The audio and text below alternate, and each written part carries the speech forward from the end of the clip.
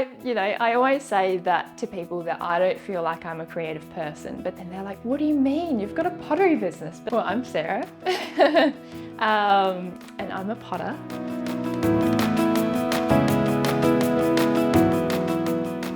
Earth's clay, in that clay came from the earth, kind of celebrating clay in itself because it's such a complex and simple thing just in itself, and it's a really cool medium that just changes all the time.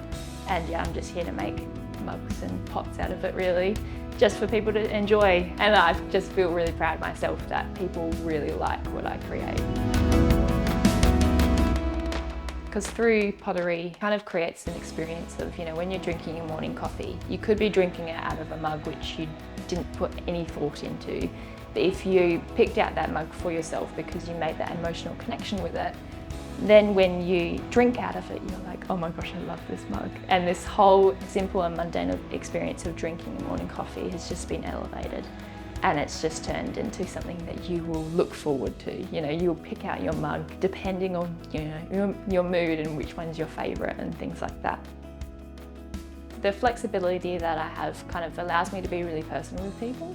And I think that is something that I do pride myself on as well. What really keeps me going in that people also believe in my business blows my mind a little bit. I can just have those connections with other business owners and that do want that personal connection with them. When I rock up, they'll be like, hi Sarah, I'll be like, hey, I know you, And I think that goes the same way as well, with people coming into my studio, they can see where it all happens. With my workshops, they're a small group of 6 and I'm not actually wanting to make them any bigger, simply because people don't get the amount of time spent with me, like getting help that they kind of need to. Being in a small group allows people to kind of build friendships with one another, which I see every single time as well.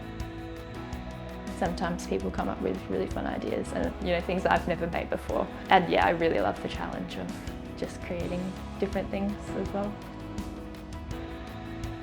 So the first thing I do is weigh out my clay, make it on the pottery wheel, smooth it all off, take it off the wheel, put it on a wooden board, and then I will let my piece dry until it's completely dry, and then I'll put it into my kiln for its first firing, which goes just below 1000 degrees Celsius. And then, that firing process will take, 10 to 12 hours. My method of glazing is dip glazing. So, dip the piece in, pour in the glaze, then you've got to sand it down, and then that's the final step.